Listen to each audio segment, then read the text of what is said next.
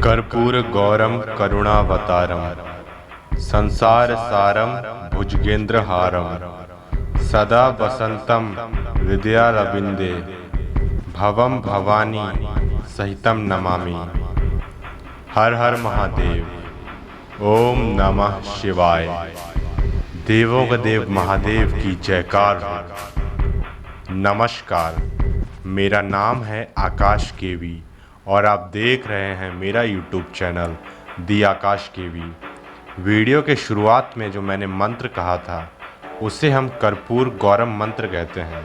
आपको शायद ये बात अवश्य पता होगी कि हिंदू धर्म में विशेषकर जब यज्ञ होते हैं या फिर कोई भी पूजा होती है तो यज्ञ या पूजा संपन्न होने के पश्चात अंत में इस कर्पूर गौरम मंत्र का उच्चारण अवश्य किया जाता है और इस बात पर विशेषकर ध्यान रहता है कि कभी भी यज्ञ या पूजन संपन्न हो तो इस मंत्र का पाठ अवश्य हो। लेकिन क्या आपको इसके पीछे का कारण पता है?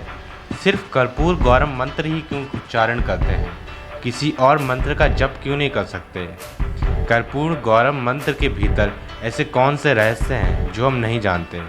या फिर कहें कि कर्पूर गौरम मंत्र का निर्माता कौन है, यानी कर्पूर गौरम मंत्र को सर्वप्रथम बोलने वाले कौन थे? किस कारण कर्पूर गौरम मंत्र का इतना ज़्यादा ऊंचा दर्जा है? ये सब मैं इस वीडियो में आपको बताऊंगा। और सर्वप्रथम इस वीडियो में जो मैं मंत्र का इस्तेमाल कर रहा हूँ, कर्पूर गौरम मंत्र, इसका पूरा हिंदी में बहुत सरल भाषा में आपको अर्थ बताने का प्रयास करूँगा।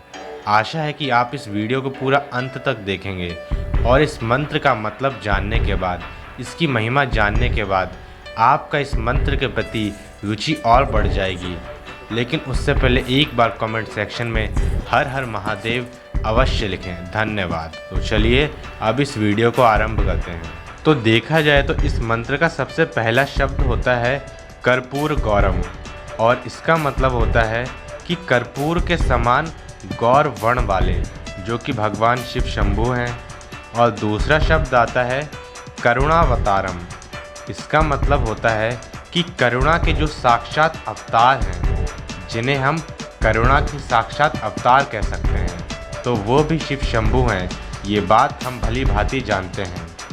अब इसका अगला शब्द होता है संसार सारम और इसका हिंदी में अर्थ होता है कि समस्त सृष्टि के जो सार हैं, अर्थात शिव शंभु महादेव ही इस पूरी समस्त सृष्टि के सार हैं।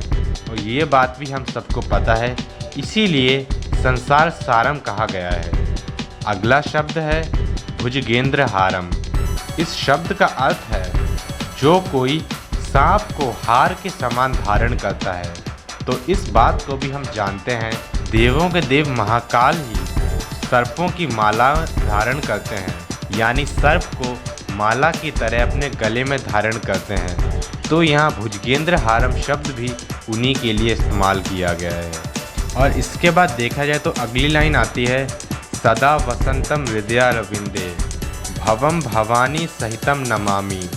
और इस पूरे का मतलब होता है कि भगवान शिव, देवों के देव महादेव, त्रिनेत्रधारी महादेव महाकाल अपनी अर्धांगिनी माता पार्वती के साथ मेरे हृदय में निवास करें, यानी भगवान महादेव और उनकी अर्धांगिनी माता पार्वती हमारे हृदय में निवास करें और हम उनको हृदय पूर्वक शत शत नमन करते हैं, उनका नमस्कार करते हैं और हम उनको पूजते हैं। अब इस पूरे मंत्र का यदि हम एक साथ भावार्थ निकालें, यानी इस पूरे मंत्र का हम एक साथ मतलब खोजना चाहें, तो मतलब कुछ ऐसा है कि जो कर्पूर गौर वर्ण वाले हैं, जो करुणा के अवतार हैं, इस समस्त संसार के सार हैं और भुजंगों यानी सर्पों को हार के प्रकार की तरह धारण करते हैं, वे भगवान शिव माता पार्वती के साथ मेरे हृदय में सदा निवास करें और मैं उनका शत शत नमन करता हूँ।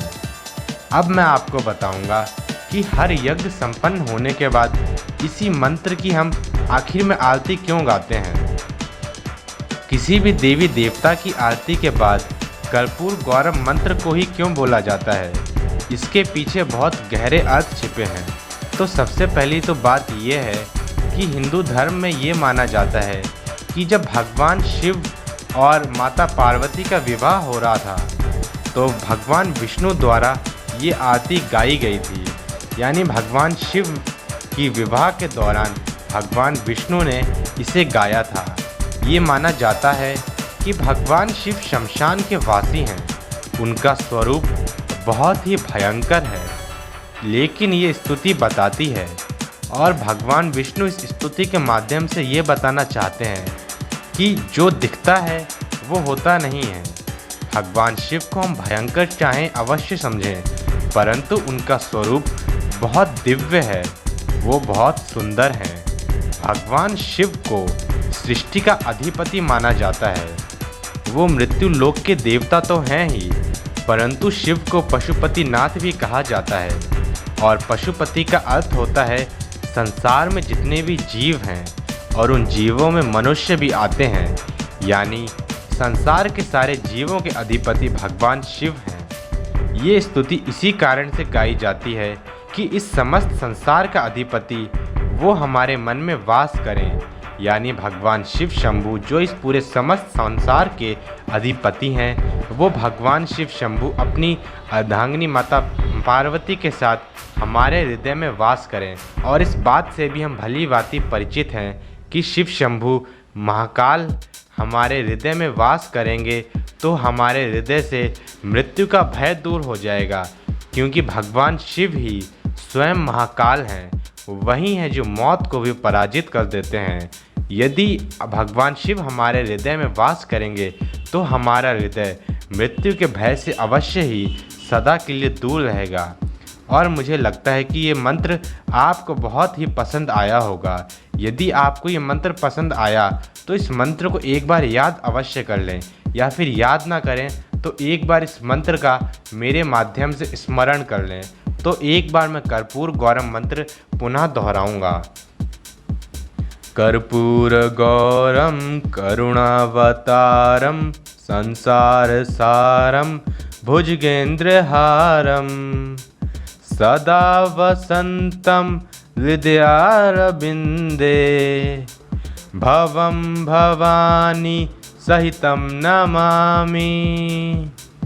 ओम नमः शिवाय। हर हर महादेव।